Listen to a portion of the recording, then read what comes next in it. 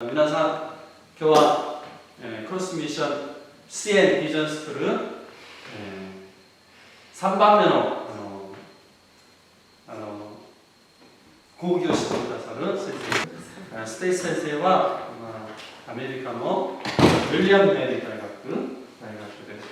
ウィリアム・メリー大学はアメリカで2番目で古い大学です。とっても有名な優秀な大学ですね。アメリカのトーマス・ジェファソンという方が卒業した有名な大学です。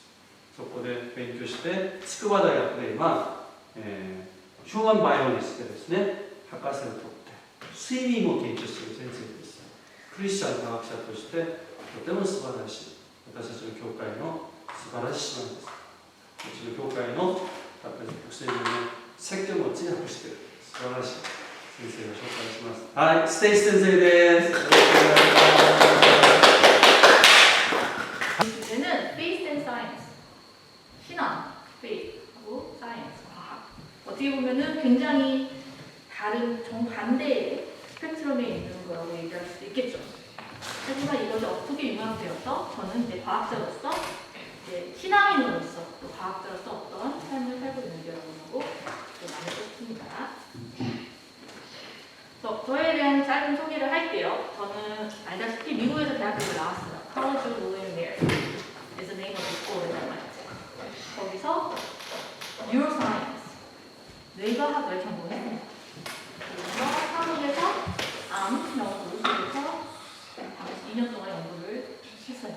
연구 이제 보조로 여행을 했고요. 그 이후에 이번에筑波에 와서 박사학위를 땄습니다. 박사학위를 따고 지금 현재까지 저희 International Institute for Integrative Medicine, 여러분들 일본어 썼습니다. 그래서 연구원으로 일을 하고 있어요. 먼저 제 학교를 소개할게요. 제가 미국에서 다니고 College of William Mary는 미국에서 두 번째로 가장 오래된 학교예요. 첫 번째 지은 학교가 어딘지 아십니까? The oldest college, oldest institute for higher education, the oldest, very famous. Everybody knows. Harvard. Yes, Harvard. Harvard was the first university in America, just a year or two older than my college. 하버드가 저희 학교보다 한 2년 정도 빨리 시작이 되었어요. So College of William Mary.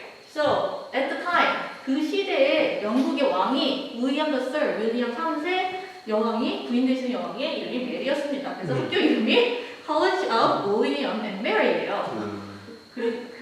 Virginia? Virginia. So, and this is 이게 이제 제일 오래된 건물 중에 하나예요. Wren Building이라고 해요. 그게 이거는 가장 오래된 건물이에요. 가장 오래된 college, oldest college. 하버드가 유니버시티로 시작하기 전에 이 교육기관으로서는 가장 오래된 건물이에요. 근데 이 학교가 윌리엄스버그라는 도시에 있어요. 버지니아 윌리엄스버그. 윌리엄스버그는 그 콜로니, 옛날에 미국 식민지 시절의 수도였던 곳이에요. 그래서 히스토릭 트라이앵글이라고 합니다. 그래서 미국 식민지, 처음에 콜로니얼 윌리엄스버그, 콜로니얼 아메리카, 처음에 뭐죠 알죠? 메이플라워가 제임스타운이 윌리엄스버그 바로 여기 있어요. 제임스타운에 내려서 그곳에서 이제 정착을 하고 정착민들이 자 우리가 이제는 도시를 만들자 하면 처음으로 계획 도시가 된 곳이 바로 윌리엄스버그입니다.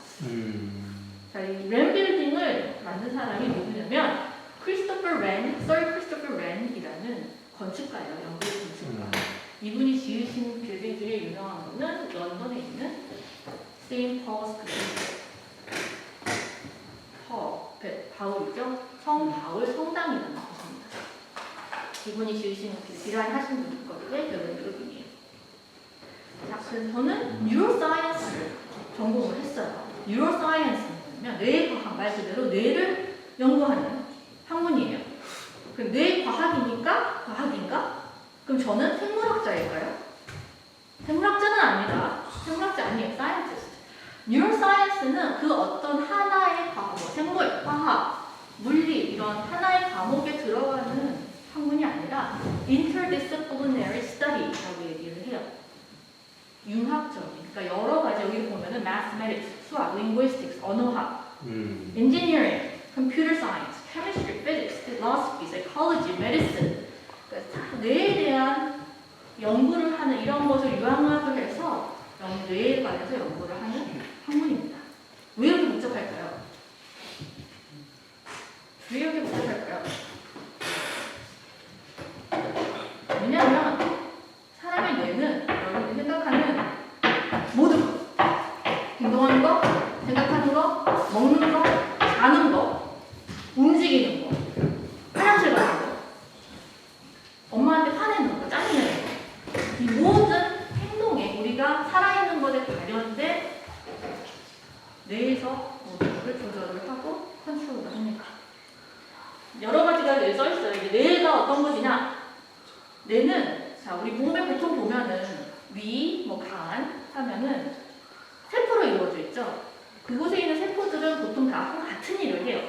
한 가지, 두 가지 정도의 세포로 모든 몸이 이루어져 있어요. 근데 뇌는 여러 가지 세포로 이루어져 있습니다. 그 중에 가장 중요한, 가장 많은 일을 하는 뇌세포, 뉴런이라고 하는 게 there are 100 billion neurons. 100 billion. How many is 100 billion? 빌리언이 얼마죠? 10억. 그럼 100 million은 1000억. 1000억 개의 뇌세포가 있습니다. 그리고 우리 몸에 준아 몸무게 얼마예요? 58. 뭐 보통 사람들이 뭐 56, 70kg보다는 정도의 이제 어덜트니까 성인은 몸무게 정도 나가죠. 뇌는 보통 1.4kg, 1.5kg밖에 안 됩니다. 하지만 우리 몸에서 쓰여지는 25%의 산소를 소비를 하고요. 몸에서 쓰이는 20%의 에너지를 소비를 합니다. 그만큼 뇌가 가지고 있는 역할이 굉장히 많아요. 그래서 보통 이제 아프신 분들 병원에서 누워 계실 때 뭐 위가 멈췄다든지 간이 멈췄다든지 이런 장기들이 멈췄을 때는 생명을 연장시킬 수 있는 방법들이 있습니다. 하지만 뇌 사악 상태, 뇌가 죽은 상태가 되면 그때 보통 삶이 끝났습니다. 라고 얘기를 하죠. 왜냐하면 아까도 얘기했다시피 우리 몸에서 일어나는 모든 현상들을 관상에서 컨트롤한 제어하는 우리가 뇌이기 때문입니다. 저는 그래서 지금 현재 하고 있는 거는 수면을 연구하고 있습니다. 그래서 저는 뇌과학자로서 수면을 연구하는 수면 연구자예요. 우리는 왜 잠을 잘까요? 에 대해서 얘기를 해볼게요. 왜 잠을 잔다고 생각하세요? 쉬기. 응? 쉬기. 쉼을 위해서. 그래, 왜 쉬어야 될까? 체력 때문에. 다음날 위해서. 잠은 우리가 하나님이 우리에게 주신 특권 중에 하나이기도 해요. 우리가 누릴 수 있는 우리의 몸을 위해서 자연적인 우리의 건강을 위해서. 성경에도 수면에 관한 것들이 있습니다. 자, 여기는 시편 107편 2편 말씀이에요.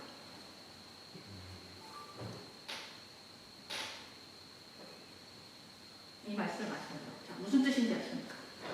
In vain you rise early and stay up late, toiling for food to eat, for he grants sleep to those he loves. 찾아봐도 돼요. 너희가 일찍이 일어나고 늦게 누우며 수고의 떡을 머금이 헛되도다. 그러므로 여호와께서 그의 사랑하는 자에게 잠을 주시는도다. 라는 말씀이죠. 이 말씀은 참고로 제 졸업논문, 대학교 박사학위 졸업논문의 첫 번째 장에 쓰여져 있습니다. 오. 자, 그래서 수면은 우리가 보통 사람만 자나? 생각하죠? 근데 모든 신경계, 신경계를 가진, 중추신경계를 가진 동물들은, 중추신경계가 뭔지 알아요? 뇌와 신경세포라고 얘기하죠. 근데 중추신경을 가진 모든 동물에게 나타나는 현상이에요. 여기서 보면은 포유류, 각종 포유류에서부터 새들도 잠을 자고요. 또 벌레들, 파리, 또 잠과 같은 행동을 한다고 나타나 있고요. 또 물고기, 젤리피쉬, 해파리, 그리고 파충류, 양서리, 개구리, 박쥐, 그리고 곤충들, 뭐 거미, 최근에는 거미에 대한 연구가 나오고 있고요. 해양생물, 생물, 문어 같은 거.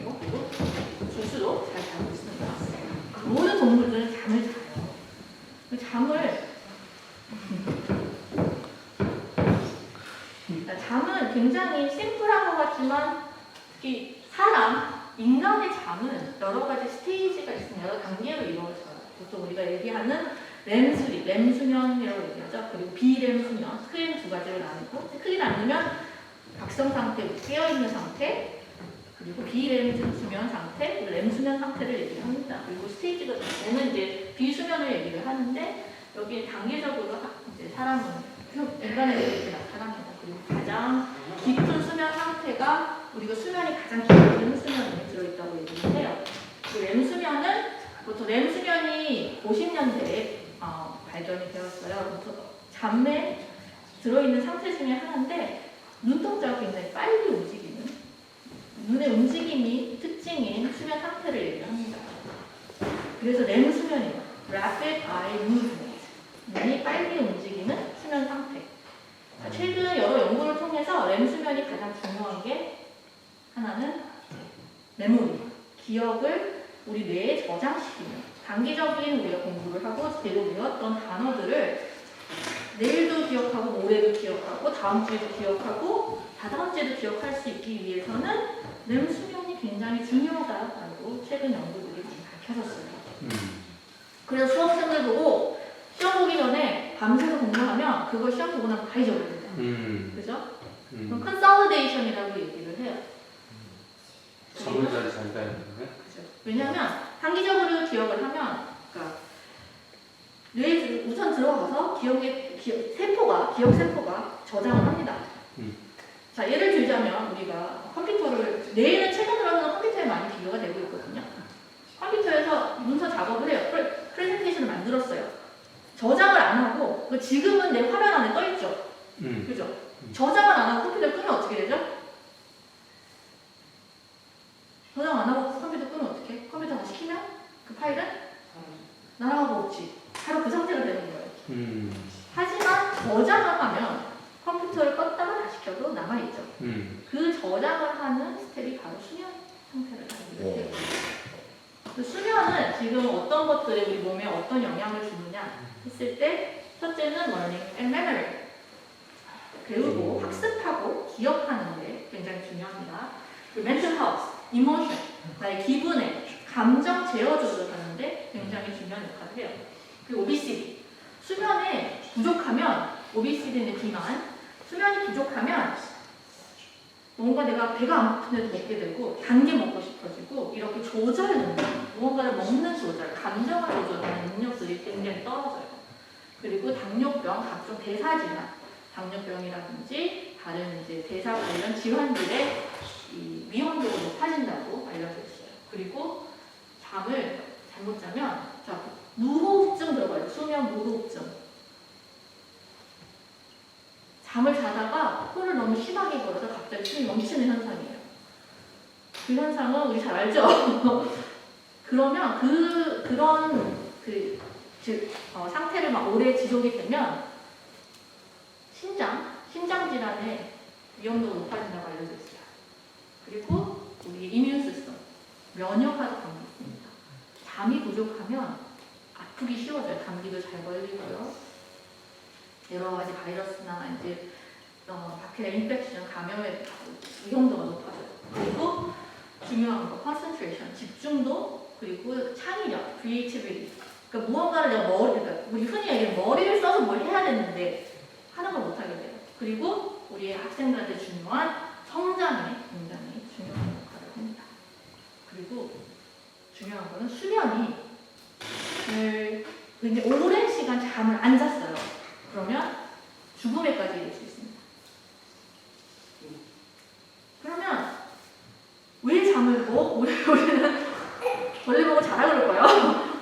자, 그러면 우리는 어떤 것들이 우리 잠을 왜 어떻게 잠을 자는 걸까요? 뭐 때문에 잠을 자게 되는 걸까요? 그냥 피곤하니까 자는 걸까? 근데 아까도 얘기했처럼 우리가 생각하고 느끼고 하는 모든 행동들은 뇌에서 어딘가에서 무언가가 컨트롤한다고 얘기했었잖아요. 수면은 크게 두 가지로 컨트롤된다, 제어된다고 얘기해요. 컨트롤된다고 얘기해요. 첫째는 the clock, 그러니까 시계의 생체 리듬에 의해서 이제 제어가 됩니다. 그리고 두 번째는 sleepiness, 졸음. 오랜 시간 깨어 있으면 밤을 새면 오랜 시간 깨어 있는 시간이 오래되면 오래될수록 우리는 졸음을 느끼고 졸립고 자야 될 것 같죠. 이 두 가지 팩터가 있어요. 그럼 첫 번째 이제 이 생체 리듬이라고 얘기를 하죠. 생체 리듬은 크게는 이 circadian clock이라고 얘기를 해요. 그래서 circadian은 이 해의 움직임이에요. 해가 떠 있고 해가 지고 하는 게 우리 눈으로 인식이 됩니다. 빛이 우리 눈으로 들어가서 뇌에 있는 한 부위, SCN이라는 부위를 에서 가서 얘야 빛이 들어온다라고 이야기를 해줘요. 그럼 그 안에 있는 세포들이 빛이 들어온다 그러면은 보통 우리 뭐 얘기하는 세로토닌, 멜라토닌 뭐 이런 거 들어갔죠. 이런 물질들을 보내요. 막 몸으로 보내요.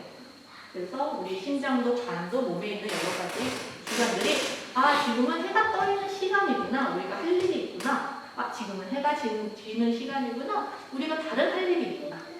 를 알게 됩니다. 그래서 또한 이제 우리가 먹는 거라든지 그리고 낮 동안 활동이라든지 이런 여러 가지 정보를 다 모아서 언제 잠을 자고 일어나야 되는 거에 영향을 주게 돼요. 그래서 중요한 거예요. 저 밤에 잠을 못 자요. 할 때 중요한 걸 잘 체크를 해봐야 되게 낮 동안 뭘 하셨습니까? 그리고 자기 전에 핸드폰 많이 하지 말라고 하죠. 그 이유는 핸드폰을 함으로써 그 빛이 눈을 통해서 들어가요. 빛이 눈을 통해서 들어가면 뇌는 어떻게 생각을 할까? 지금은 낮이다. 잘 시간이 아니다. 그러니까 잠을 유도하는 물질들을 많이 만들지 않겠죠. 그래서 낮에 하는 활동들, 햇빛에 노출되는 거, 그리고 저녁 시간이든 해가 지는 시간이 되고 잠자기 몇 시간 동안에 빛의 노출을 줄이는 것, 이런 것들이 불면증 특히 잠을 잘 주무시는 분에게 크게 도움이 돼요. 그럼 두 번째는 졸음이라고 했잖아요. 아까 얘기한 것처럼 낮 동안 우리가 깨어있어요. 깨어있는 시간이 길어지면 길어질수록 졸음이 늘어나요. 자고 싶은 욕구, 수면 욕구가 늘어나요. 그리고 잠이 들었어요. 밤이 돼서 잠을 자는 시간이 지속될수록 수면 욕구가 줄어듭니다. 이거는 이제 항상성, 호미오스테이시스라고 해요. 우리 몸은 굉장히 미스테리하게 만들어졌어요. 우리 몸은 어느 한 순간에 있는 것이 아니라 항상 밸런스를 맞추게 되어 있어요. 모든 기관은 밸런스를 맞추도록 디자인되어 있어요. 수면도 마찬가지. 밸런스가 중요해요. 이 졸음, 수면 욕구에 대한 밸런스도 깨어있는 시간, 자고 있는 시간에 대해서 밸런스를 맞춰가는 겁니다. 그럼 이런 것들을 어떻게 연구를 할까요? 뇌는 아까 얘기했던 것처럼 뇌 세포로 이루어져 있어요. 뇌 세포는 아까 컴퓨터를 얘기를 했었죠. 뇌는 컴퓨터 한 대라고 얘기하잖아요. 컴퓨터 네트워크라고 얘기해요. 인터넷. 여러 컴퓨터가 모여서 서로의 커뮤니케이션을 통해서 무언가 이제 아웃풋, 결과를 만들어내는 거예요. 그래서 각 뇌 부위별로 하는 역할들이 다르고 뇌 세포마다 하는 역할들이 다릅니다. 그래서 저는 굳이 얘기를 하자면 molecular neuroscience, 그러니까 분자, 그 뇌 안에서 세포 안에서 일어나는 현상들, 그 일어나는 것들을 만드는 물질이 어떻게 변화되고 어떻게 이제 만들어지고 없어지고 하면서 우리 행동에 수면에 영향을 주는가? 어떤 물질이 만들어져서 졸음이 오고 어떤 물질이 사라지고 어디에 만들어져서 졸리게 되고 잠을 자게 되는가 하는 연구를 합니다. 자, 과학에 대해서 얘기할게요. 바이올로지, 생물학이에요. 생물. 자, 이건 세포입니다. 세포는 보통 뭐라고 얘기하죠? Cells are the building blocks of life. 우리 몸은 세포로 이루어져 있죠. 우리 몸은 많은 세포들이 모여서 만들어져 있어요. 그 세포 안에 세포의 역할을 하게끔 하는 것들은 프로틴이에요. 프로틴. That's the basic structures. 근데 이 프로틴을 구성하는 건 바로 진, 유전자, DNA, the basic code of life. 여러분들의 모습, 생각하는 거는 다 이 DNA로 이루어져, 유전자에 의해서 이루어지는 거예요. 준하가 아빠 닮은 거, 인하가 아빠 엄마 닮은 거, 준수가 아빠 엄마 닮은 거, 지호가 아빠 엄마 닮은 거. 자, 우리가 이거 한번 해볼까? 이렇게 한번 해볼까? 정지. 자, 아빠 해보세요. 준하, 인하, 아빠 언제하고 비교를 해보세요. 이나는 엄지가 아빠인데 준하는 엄지가 다르지. 엄마를 보면 아마 엄마 엄지가 무슨 이렇게 자꾸 모양이 보면 이렇게 되잖아요 엄지가. 근데 준하는 다르죠. 저것도 유전자입니다. 아 전도사님 아니 목사님이거든요. 목사님이 이렇게 휘어지죠.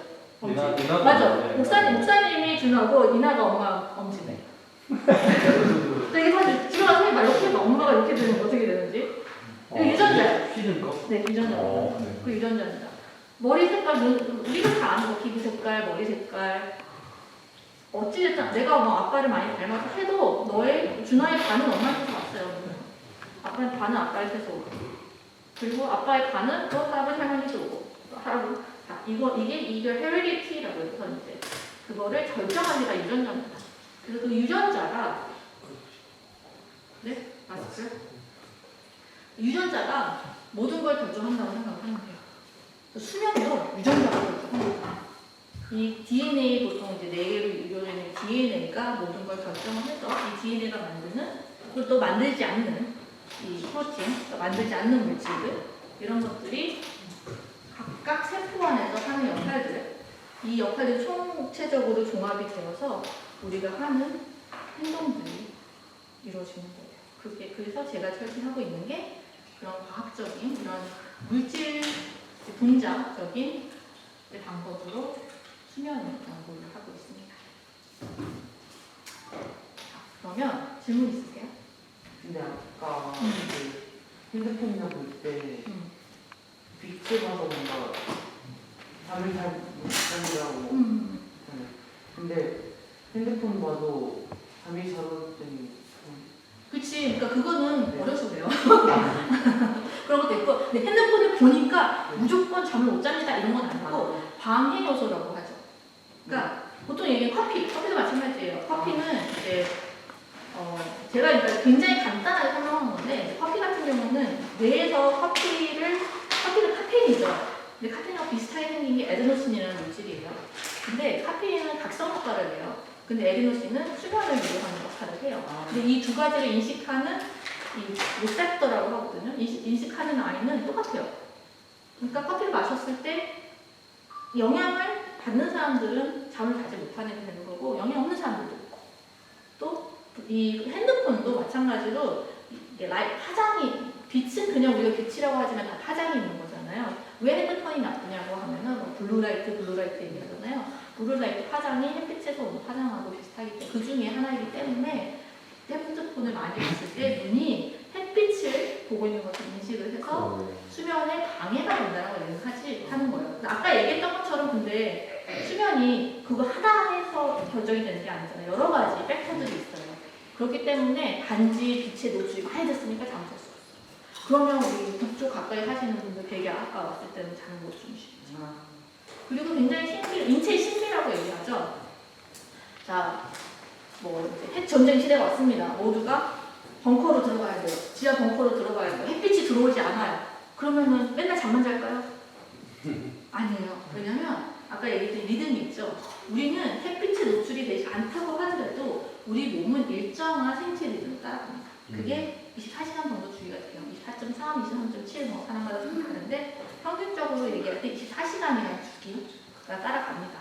그래서 햇빛이 노출이 없어도 밤이 없어도 베개같이 밤이 길어져도 잠을 그러니까 그 이제 타임 시프트는 일어날 수 있어요. 조금씩 늦어지기는 해요. 이게 자연스럽게 햇빛의 노출을 감안을 하고 완전히 깜깜한 햇빛 노출이 없는 곳에서 생활을 하면 오히려 더 규칙적인 생활을 하게 됩니다. 사람은 정해진 시간에 자고 정해진 시간에 일어나게 돼요. 그 주기는 24시간의 주기로 매일매일 반복이 됩니다. 그게 인체의 신비예요. 이 몸에 있는 굉장히 많은 종류의 세포들이 이 뇌의 셀케리안 클락, 셀케리안 클락도 보면은 그러면은 뇌세포가 물질이 발현이 되고 이렇게 생각이 되지만 실은 그거를 조정하는, 제어하는, 컨트롤하는 그 방법은 유전자예요. 어떤 유전자가 발현이 돼서 어떤 유전자에 영향을 주고 그 유전자는 또 다른 유전자에 영향을 주고 이렇게 생겨나는 이 사이클을 통해서 이런 행동들이 다 나타나는 겁니다.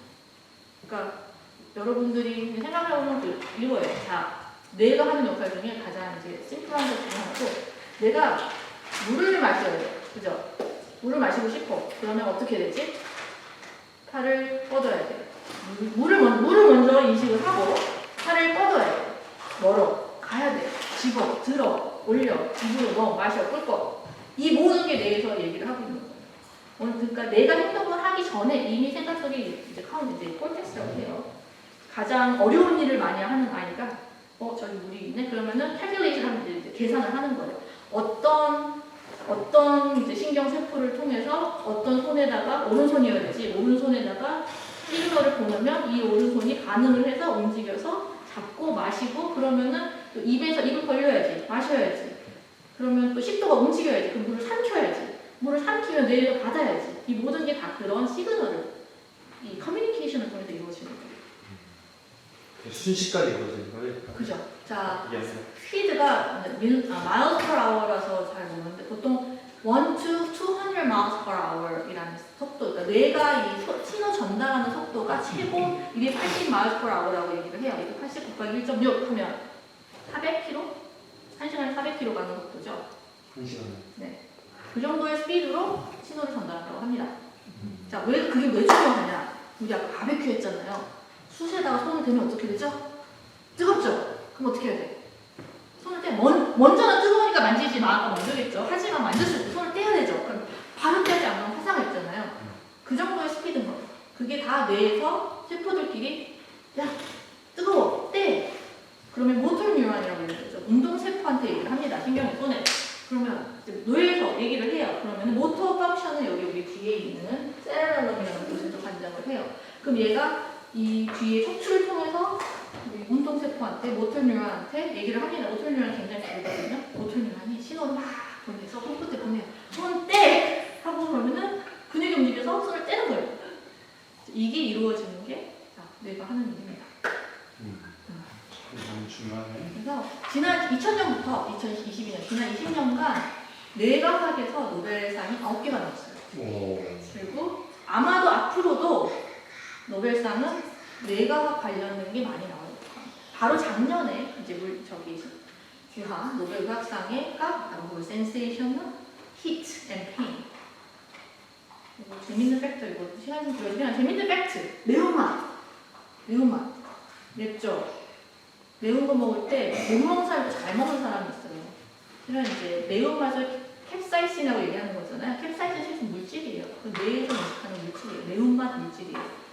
이제 여러 가지가 있는데, 그 매운맛은 보통 열감하고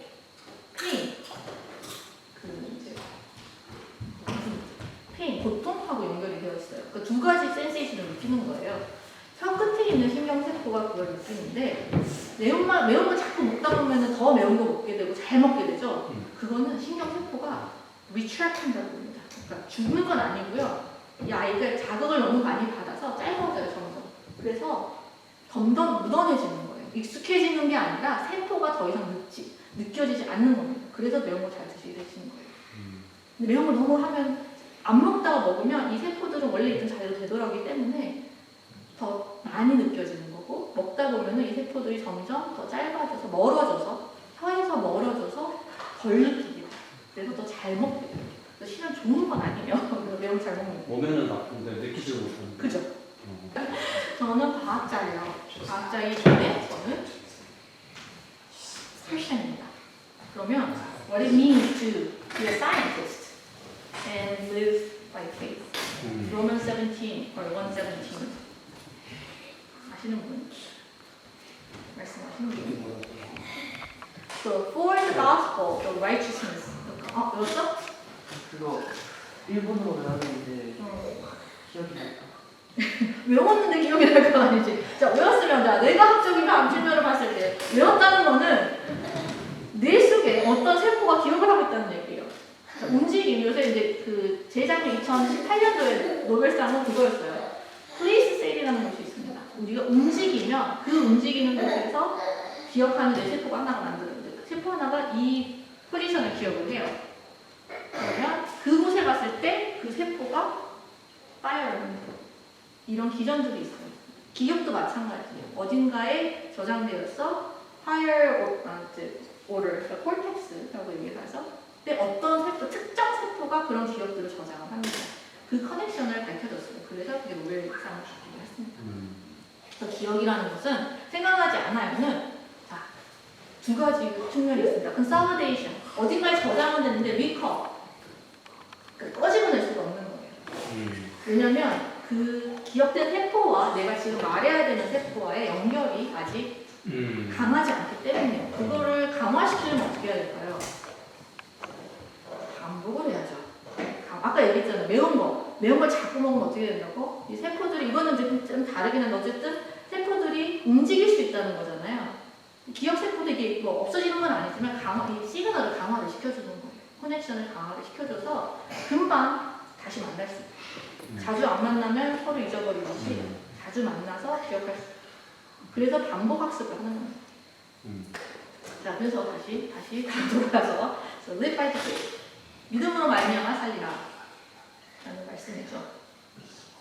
복음에는 하나님의 의가 나타나서 믿음으로 믿음에 이르게 하나니 기록된 바 오직 의인은 믿음으로 말미암아 살리라 함과 같으니라 라는 말씀입니다. 크리스천으로서 요즘 이제 세상에서 많이 얘기하는 거는 주체성에서 자기, 자아, 주체성, 자립감 이런 거 많이 얘기하죠. 아이덴티티, 나는 누구인가, 인디펜던스, 자주적인 인간, 인벤티브, 창의적인 인간, 그리고 주체성, 내가 나로서 존재할 수 있는 힘에 대한 얘기를 많이 해요. 과학자로서도 이게 굉장히 중요합니다. 제가 독립적인 연구를 할 수 있어야 되고 누군가가 시켜서 해서 하는 게 아니라 독립적인 주체적인 연구를 해야 돼요. 무언가의 영향을 받아서 하는 연구가 아니고 내가 이끌어가는 연구를 해야 되죠. 그리고 창의성이 굉장히 중요해져요. 왜냐면 새로운 것을 발견을 해야 되니까. 그래서 중요한 게 이 creativity, 창의력이죠. 창조성. 그리고 originality, 이게 굉장히 중요해요. 독창성. 다른 사람 저기서 하고 있는데 내가 하면 아무 의미 없잖아요. 그렇죠? 독창성. 그리고 systematic, 체계적인, 중요한 논리적인 사이언스는 논리적이죠.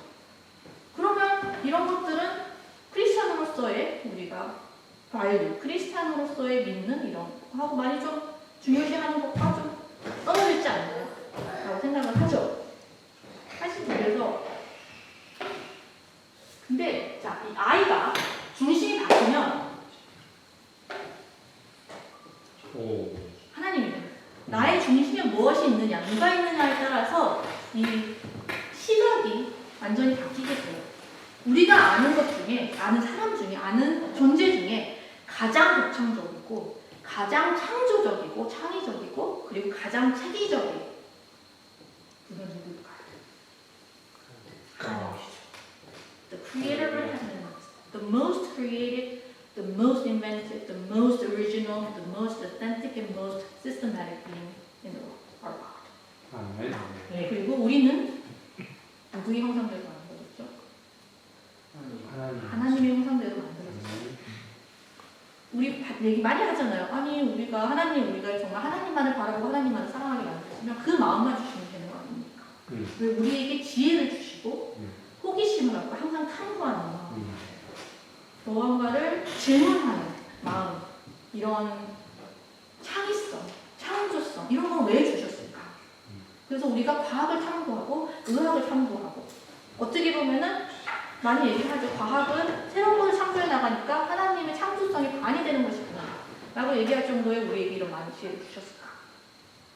그 이유는 우리가 하나님의 형상대로 만들어졌기 때문에 우리 하나님의 창조성과 우리 주님의 이 독창성, 우리 주님의 그리고 굉장히 체계적이고 굉장히 어떻게 보면 우리의 표현으로 했을 때 과학적이신 거죠.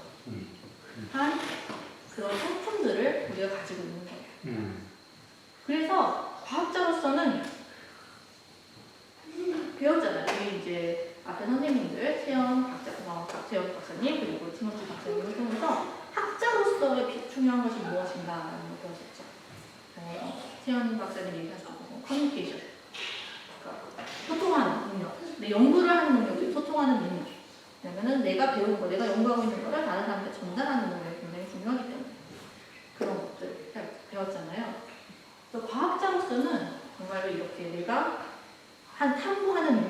질문하고 반문하고 또 호기심을 끝까지 쫓고 하는 의지력, 결단력, 끈기, 그리고 노력이 굉장히 중요해요. 근데 이게 내가 무언가 새로운 걸 창조하고자 하는 것이 아니라 자연을 바라봐도 똑같고 인체를 바라봐도 똑같습니다. 우리가 질병을 연구를 해서 질병의 약을 연구해서 좀 더 병을 사람의 생명을 연장시키는 게 하나님의 창조 원리를 어긋나는 것이 아니라 하나님이 주신 우리가 가장 건강한 상태, 하나님을 가장 편안하고 완벽한 상태에서 회복된 상태에서 누릴 수 있고 하나님을 찬양하고 하나님 섬길 수 있는 상태로 돌아가기 위해서 바탕이 되는 게 과학, 의학적으로 존재합니다. 네. 그래서 학자로서, 과학자로서, 그리고 학생들로서 가장 중요한 거는 질문하는 거예요. ask. 근데 이 바탕에도 굉장히 우리의 신앙의 바탕이 있습니다. ask. 저 이거 굉장히 좋아하거든요. ask. Ask. It will be given to you. Seek, and you will find. Knock, and the door will be opened to you. Ask. Some of the capital word is ask. capital letter. 그렇지. 저는 그래서 학교에서 프로젝트를 했을 때도 저희 인스티튜트 이름이 모의 이제 회사에 있을 때 에스크 인스티튜트였습니다. 에스크. 그래서 끝없는 질문과 끝없는 탐구를 통해서 여러분의 학생님도 그리고 더더욱 신앙, 하나님께 더 가까이 가는 길이 될 수 있었던 생각합니다. 그래서 아까는 시편 127편 2절의 말씀이었잖아요. 제 논문에 있습니다. 근데 더 중요한 말씀은 이거는 제 컴퓨터 앞에 놓여져 있어요. 바로 앞절이에요. 1절.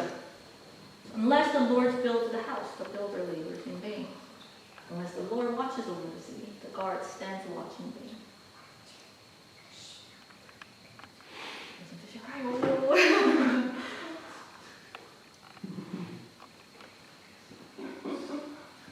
여호와께서 집을 세우지 아니하시면 세우는 자의 수고가 헛되며 여호와께서 성을 지키지 아니하시면 하스푼이 깨어 있으니 헛되도다. 내가 탐구하고자 하는 것, 내가 배우고자 하는 것, 내가 질문하는 것, 반문하는 것, 그 모든 것의 주체에 아이가 아니라 주님이 계시면 그 모든 것은 헛되지 않고 하나님께 영광을 돌리고 또 주님의 제자로서의 삶이 거라고 생각을 합니다. 네. 질문 있으십니까?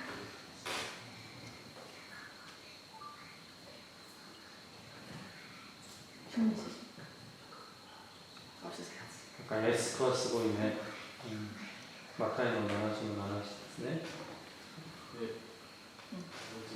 불안해서 못 자는 거 있잖아요. 그거에 뭔가 해결하는 것 같아요. 잠깐 한번 기도를 해야죠. 아니요. 그러면 불안의 해결은 그래요. 수면의 가장 저해 요소 중에 하나가 불안이에요. 보통 학생들 같은 불안은 스트레스예요. 만병이 고이는 스트레스라고 하잖아요. 스트레스도 수면에 굉장히 영향을 끼칩니다. 그럼 가장 중요한 건 불안 요소를 없애야죠. 뭐가 나를 불안하게 만드는가. 때로는 정말로 머리가 너무 복잡해지고 마음이 힘들어서 잠을 잘 수 없을 때는 그냥 누워있는 건 별로 도움이 안 된다고 얘기합니다. 그러면은 이제 분위기를 바꾸는, 환경을 바꾸는 거죠. 불을 켜고, 불을 이제 밝게 켜지 말고 이제 dim light이라고 하죠. 그냥 수면등 같은 거 켜고 일어나서 성경 들어준다든지 기도를 한다든지 그리고 뭐 조용하게 자리에 있는다든지 그런 약간 분위기 전환이 필요를 해요. 왜냐면 mind sets loose라고 얘기해요.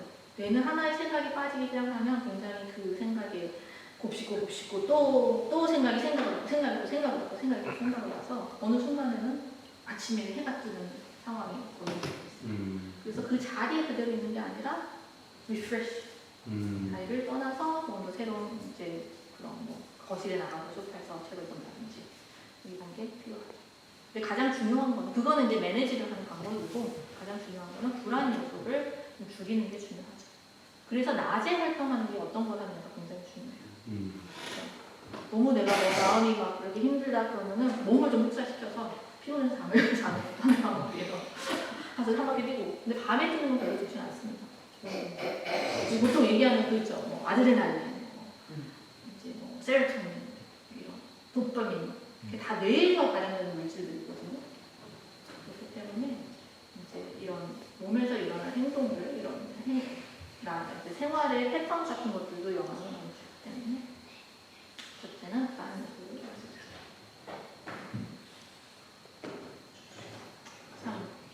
어떤 불안에 따라 다르기 때문에 이건 다 자세하게 얘기할 수 없지만 제일 중요한 거는 불안 요소를 조금 줄이고 그리고 최대한 잠을 그러니까 보통 우리가 그 회복되어진다라고 생각을 하면 아이의 상태를 보면 될 것 같아요. 아이들은 저 같은 경우는 이제 아이를 키우는 엄마가 가장 중요한 게 아이가 어렸을 때 가장 중요하게 했던 게 수면 교육이었어요. 무조건 7시까지 모든 걸 다 마치고 8시에 무조건 불을 껐어요. 무조건 불을 껐어요. 이미 그럼 아이는 그게 반복이 되면 7시부터 잘 준비를 본인이 이제 몸이 잘 준비를 하는 거예요. 8시에 불을 끄는 순간 잠을 잘 수요. 커가면서 좀 어려워지는 게 있지만 그런 어른도 똑같아요. 그런 패턴을 만드는 게 굉장히 중요해요. 그래서 규칙적인 생활이 굉장히 중요하다고 얘기하죠. 왜냐면 anticipation이라고 얘기합니다. 뇌는 anticipation을 할 수 있는 능력이 되기 때문에 앞으로 뭐가 올지 예측을 할 수 있어요. 왜냐면 뇌가 생각을 하고 뇌가 행동을 하는 거기 때문에 지가 나중에 뭘 할지 당연히 알겠죠. 그러니까 패턴을 만드는 게 중요해요. 그래서 요거 다음에는 요거 할 거지. 그리고 나서 나는 샤워를 하고 성경을 읽고 기도를 하고 잠을 잘 거야. 이거를 반복적으로 아침에 몇 시에 일어나고 생활을 하고 학생들은 더 쉽겠죠. 비축제로 생활을 하니까. 그래서 저녁 때 오면은 숙제를 하고 저녁을 먹고 샤워를 하고 이제 막 액티브한 거 하지 말고 좀 조용한 걸 하고 불도 조금 이제 어둡게 전도 낮추고 수면 시간도 정해진 시간에 일정한 시간에 잠을 자는 게 좋습니다. 수면에 관해서 학생들한테 되게 중요한 거는 미국에는 많이 연구가 이루어지고 있어요. 그래서 아침에 그러니까 기상 시간, 학교 시작 시간에 따라서 아이들의 학습 능력에 대해서 연구를 많이 하는데 2시간 늦어지면, 등교가 2시간 늦어지면 학습 능률이 한 30, 40% 오른다고 이런 연구들이 있습니다. 원래는 미국은 고등학교 7시에 시작을 합니다. 9시에 늘리면 저도 느꼈어요. 7시에 원래는 학교를 가야 돼요. 그러면 6시에는 일어나야 되겠죠.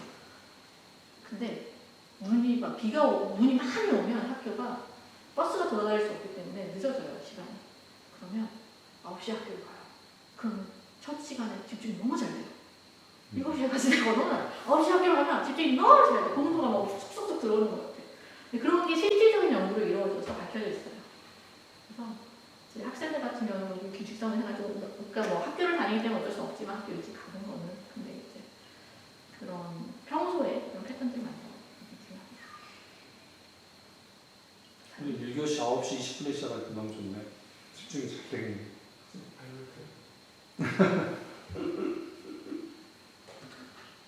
자, 다음은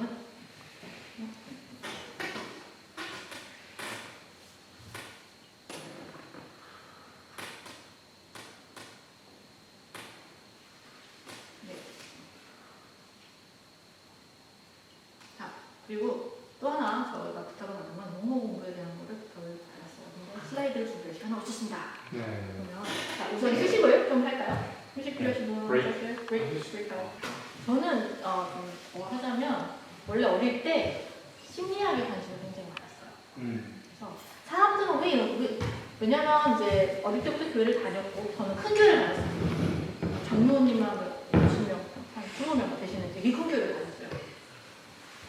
그리고 거기서 이제 엄마가 가게를 항상 하시고 장사를 하셨어요. 지금 지옥 엄마처럼 사람들을 많이 보게 됐어요. 그래서 이제 우리는 가게랑 집이 붙어있는 집이었어요. 가게가 앞에 있고 뒤에가 집이어서 항상 집에 있을 때 이제 저는 가게가 어릴 때는 엄마 가게가 양품점 놀이터였어요. 거기서 이제 혼자서 막 놀고 막 놀면서 막 거기는 막 이런 거 좀 화장품도 있고 뭐 향수 미니초코도 파는 여러 가지가 많잖아요. 이제 여자애로서 가지고 놀 수 있는 옷도 많고 신발도 많고 화장품도 많고 그러니까 거기서 놀았습니다. 그럼 엄마가 장사를 하시니까 사람들이 많이 왔다 갔다 하잖아요. 그리고 옛날 이제 한국의 서울 보면은 동네 사람들도 굉장히 가까워서 아줌마들 알고 저기 앞에 슈퍼 가면 아줌마를 알고 공짜로 얻어먹고 외상이고 하고 하면 나도 나중에 돈 갖다 주고 뭐 이런 관계였단 말이에요. 사람들을 보면서 참 다양한 사람들이 있고 다양한 생각들을 하고 다양한 행동들을 하는구나. 라는 생각과 막연히 갖고 있었는데 나중에 커가면서 심리학이라는 것이 있구나라는 걸 알게 됐어요. 그래서 심리학 나중에 대학 가서 어른이 되면 심리학을 공부해야 되겠다. 사람들 마음이 어떤 건지 공부를 해야 되겠다라는 생각을 가지고 있었어요. 근데 고등학교 때 미국에서 이제 고등학교 때 뇌과학이라는 분야가 있는 걸 알게 된 거예요. 그래서 오, 뇌과학. 그런데 왜냐면 사람들이 그랬거든. 심리학을 공부를 하면 나중에 취직이 안 되는 거야. 그래서 아, 그러면 뭔가 좀 더 이과적인 거, 의학과 관련된 걸 해야 되겠다. 그래서 이제 뇌과학을 했고 뇌과학에 이제 그런 매력에 빠져들게 되었죠. 자, 그럼 이제 얘기를 해볼게요. 이제 베이스는 저의 개인적인 이런 experience가 뭐지 하는 거예요? 경험을 토대로 시작을 하는 거예요. 저는 중학교 1학년을 마치고 미국을 갔습니다. 중학교 1학년을 마치고 한국에서 중학교 1학년을 마치고 7학년이죠. 7학년이죠 이마 지금 얘기하면 7학년 때 딱 13살 때 13살 때 미국을 갔어요. 제 나이 13살 미국을 갑니다. 비행기를 타고. 근데 미국 가서 저는 8학년으로 들어갔어요. 왜 그랬냐면 왜 그랬을까요? 아무튼 8학년으로 들어갔어요. 8학년으로 들어가서 6개월을 스킵을 해버렸어요. 중학교 1학년을 마쳤는데 1월달에 이제 미국은 가을에서 가을이잖아요. 6개월에 한 학기 차이가 있잖아요. 그러면은 6개월을 한 번 더 하든지 한 학기를 한 번 더 하든지 안 하든지 저는 안 하는 걸로 들어가고 저희 오빠는 저보다 한 학년 먼저 들어갑니까? 9학년으로 들어가게 되죠. 저는 그래서 중학교 2학년을 들어갔습니다. 중학교 들어갔을 때 나의 영어 실력은 어땠을까? 자, 첫날 교실을 갑니다. 영화를 보고 있습니다. 옛날 영화예요. 영화를 보고 감상문을 써야 돼요. 뭐라고 써였을까요? It's a very good movie. 그게 제 영어 레벨이었어요. 그게 8학년이에요. 8학년 때 It's a good movie. My English level. I am a good student. Right? Good. I am a girl. My name is, 다다다다. This was my level of English. 이 정도? 이게 제 영어 실력이었어요. 근데 처음에는 뭣도 모르잖아요. 그래서 공부를 영어 공부를 어떻게 해야지 이런 생각이 별로 없었어요. 그냥 어떻게 되겠지. 왜냐면 학교에 나보다 조금 빨리 온 한국 언니가 있었거든요. 그래서 학교에서는 언니 도움 많이 받았어요. 그러니까 내가 굳이 영어를 하지 않아도 옆에서 도와주는 사람이 있으니까 학교 생활이 그냥 없었던 거예요. 그리고 저희 아빠는 미국 무대에서 일을 하셨기 때문에 영어를 굉장히 잘하셨습니다. 그래서 숙제가 있잖아요. 아빠한테 가서 물어보면 아빠가 해줘요. 도와줘요. 그 선생님한테 가져오면 너 아빠가 도와줬지? 이래요.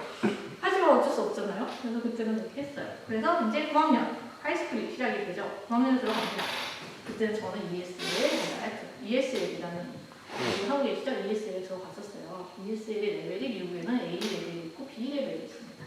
A가 1, 2가 있고 B가 1, 2가 있어요. 저는 A2로 들어갔던 것 같아요. 그래도 기본은 할 줄 안다. A, B, C, D 할 줄 알고 F 스펠링 쓸 줄 알고 쓸 줄 압니다. 그래서 A2를 들어갔어요. 근데 반개월 9학년이 돼서 B1으로 올라갑니다. 왜 올라가는지 모르겠어요. 시험을 봐요. 시험을 보고 레벨 테스트를 합니다. 레벨 테스트 통과하면 올라가는 거예요. 올라가요. 자, A2에서는 어떤 공부를 했을까요? 자, 중학생이잖아요. 무지개를 그립니다. 무지개를 그리면 이거는 빨간색으로 칠할 수 있겠죠? 빨간색이 칠해져 있어요. 주황색이 칠해져 있고 노란색이 칠해져 있어요. 그러면은 그걸 보면서 red, yellow, orange 하는 거예요. 우리 아이들이 이렇게 영어 책 보면은 거기에 그림 있고 막 이런 거 쓰지 않나? 그런 거 하는 거예요. A1, 2는 그런 거예요. 그런 거 해요. 그런 거 하고 이제 B 레벨에 들어가서는 이제 수업을 들어가게 됩니다. B에서부터는 거기서부터는 기본 과정에 들어가요. 그러면은 이제 뭐 생물, 수학, 알gebra, 히스토리 그런 것들을 하게 됩니다. 근데 수업은 어떻게 됐지? 그러게요. 그냥 들었어요. 근데 알아들었어요. 왜 알아들었냐? 근데 이거는 굉장히 다를 수밖에 없어요. 여러분들하고 제 상황하고 다를 수밖에 없는 게 저는 미국에 살고 있었죠. 그래서 매일매일 듣는 게 미국 영어예요. 집에 가서도 저는 학교 끝나면 집에 가서 시즌 뭐 이런 거 봤어요. 뭐 그때 유명한 거 드래곤볼, 드래곤볼 이런 것도 보고 그때 뭐 있었지? 일본 만화도 되게 많았기 때문에 근데 영어로 다 나오잖아요. 영어를 많이 봤어요. 근데 반복된 거 여기서 굉장히 중요한 거는 반복입니다. 반복된 노출. 그러니까 첫째는 고를 잡아야 돼요. 학생들한테 영어는 이렇게 공부하는 거예요 하는 거하고 그냥 회화적으로 어른들한테 저는 영어를 잘하고 싶어요. 이렇게 공부하세요 하는 데는 조금 달라요. 방향성이 달라요. 근데 공통된 점이 뭐냐면 반복된 노출이에요. 매일매일 정해진 시간에 영어를 듣고 쓰고 말하기를 연습하셔야 돼요. 그래서 반복된 노출이 굉장히 중요하고요. 그리고 두려워하지 않는 게 가장 중요해요. 미국에서도 이제 친구들 주변에 이제 사람들이 많이 있잖아요. 외국에서 온 친구들 이걸 봤을 때 영어를 빨리 치고 나가서 이제 금방금방 따라가는 친구들이 있고 그렇지 못한 친구들이 있어요. 그 보통 두 패턴으로 나눠요. 첫째는 자신감. 그러니까 말하기 좋아하고 말하는데 거리낌 없고 뭐 틀려도 괜찮아. 뭐 이런 생각 가지고 있으면 빨리 배우게 돼요. 두 번째는 모국어가 중요합니다. 왜냐면 이것도 내과학이에요. 언어는 체계적인 시스템이에요. 그렇죠? 문법이 있고 어떤 규칙이 있고 규칙을 따라야 되죠.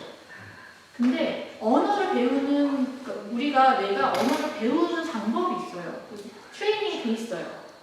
내가 뭐 일본에서 살아서 일본어 잘하잖아요. 일본어를 배우고 익히는 과정이 내 속에 축적이 돼 있죠. 그거를 바탕으로 새로운 언어를 배웁니다. 그런데 미국에서 예를 들어서 준수를 지금 데리고 가요, 미국에.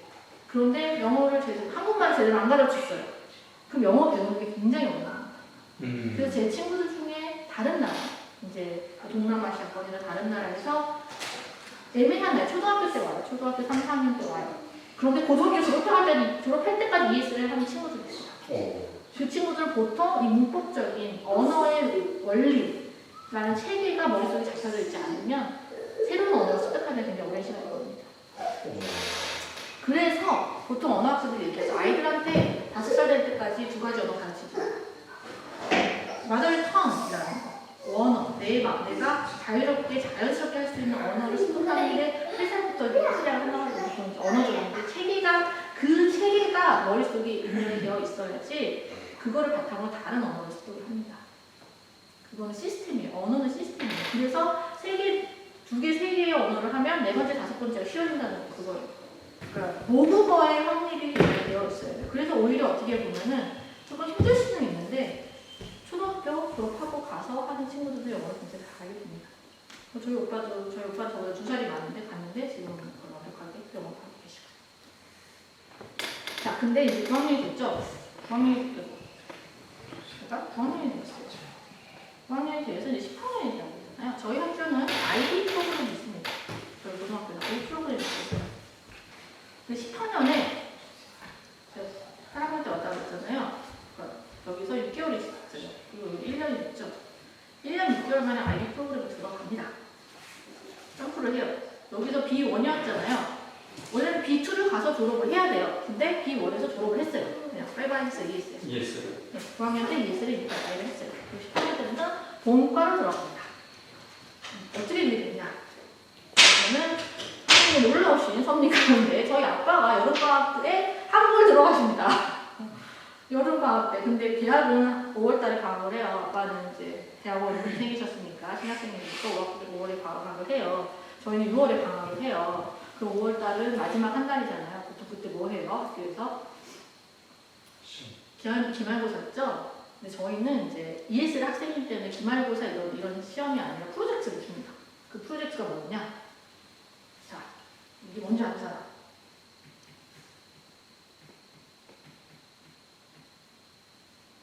바이오그래피.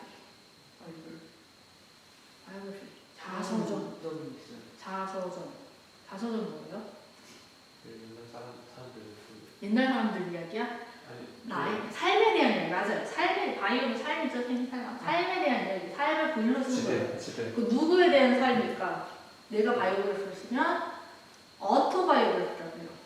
어토바이오그래피. 내 삶에 대한 글을 쓰는 겁니다. 프로젝트가 그거였어요. 자, 책을 만들어야 돼. 뭘 해야 되죠? 나에 대한 거였어요. 글을 써야 돼요. 있잖아. 나 여태까지 글쓰기 숙제 아빠가 다 해주는데 어떡하지? 내가 해야 돼요. 나 혼자서 해야 돼요. 어떻게 해요? 사전 보면서 했습니다. 어쨌든 틀리고 말건 상관없이 그냥 했습니다. 그런 자신감이 중요해요. 그러니까 두려워하면 안 돼요. 내가 틀려도 왜냐면 그러니까 첫째는 그러니까 그 다시 아까 얘기했던 걸로 돌아갑니다. 아이덴티티죠. 내 나를 잘 알아야 돼요. 나의 능력을 잘 알아야 돼요. 그거를 나를 과소평가, 과도평가하는 게 아니라 비관적으로 보는 게 아니라 그냥 나를 나로서 하나님이 나를 바라보시는 나를 내가 볼 줄 알아야 돼요. 그러면은 나의 능력이 클리어하게 보이겠죠. 나는 요만큼 할 수 있어. 그럼 요만큼에서 최대한 노력을 하는 거야. 저는 9학년 때, 10학년 때까지 9학년 때는 수학 시간에도 영어 사전을 들고 다녔어요. 사전 찾아가면서 단어 찾아가면서 공부했어요. 옆에서 도와주는 사람 없으면 어쩔 수 없잖아요. 그리고 이 바이오그래피, 이 프로젝트를 함을 통해서 영어 레벨이 급상승합니다. 저 혼자서 할 수 있게 된 거예요. 그래서 이거는 뭐를 얘기를 하는 걸까요? 여러분들한테 적용하고자 하면. 첫째는 매일 노출하는 거 중요하다고 했죠. 매일 하는 거. 매일 영어를 어떻게든 간에 해야 돼요. 두 번째는 두려워하면 안 돼요. 세 번째는 스스로 해야 돼요. 근데 본인들한테 필요한 게 뭔지를 확실하게 알아야 돼요. 그렇죠? 영어 왜 잘하고 싶어요? 어떤 걸 잘하고 싶어요? 영어를. 말을 하는 걸 잘하고 싶어요? 쓰는 걸 잘하고 싶어요? 다 똑같은 거예요. 응? 대화를 하고 싶어요. 지원은 영어를 왜 잘하고 싶어요? 편하니까. 어떻게 편해? 영어를 하면 이제 영어를 모를 때 갑자기 뭔가 공부할 때나 그럴 때 갑자기 영어가 나오면 좀 이해를 못하는데 이제 외워놓으면 그래도 바로 읽을 수 있어요. 이나는 영어를 왜 잘하고 싶고 어떤 걸 더 잘했으면 좋겠어? 먼저 영어는 지금 세계적인 언어고 그리고 또 하나는 좋은 회사에 들어가기 위해서. 응? 좋은 회사에 들어가기 위해서. 좋은 회사 들어가기 위해서. 그래, 좋은 회사를 들어가면 어떤 영어를 잘할까? 말을 잘해야 될까? 말.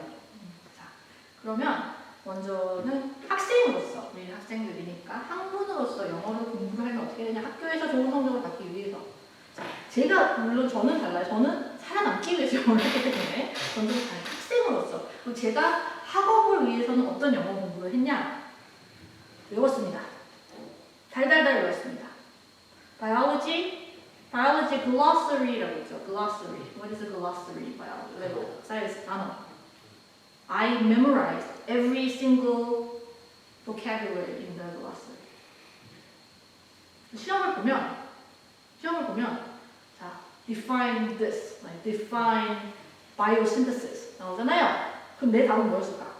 책 뒤에 있는 biosynthesis 난저런저런저런을 그대로 썼습니다. 왜냐면 나는 그러니까 저를 얘기를 하자면 저는 어떤 사람이냐면 이해를 하지 못하면 외우지 못하는 사람이에요. 저는 한국에서 수학을 못했습니다. 저는 제가 문과라고 생각을 했어요. 아, 나는 고고학자가 돼야지. 심리학자가 돼야지. archaeologist. 무슨 이런 적성 검사하는데 고고학자가 적성이 맞대요. 아, 그래, 나는 그러면은 인문계열이구나, 문과구나 이런 생각을 했어요.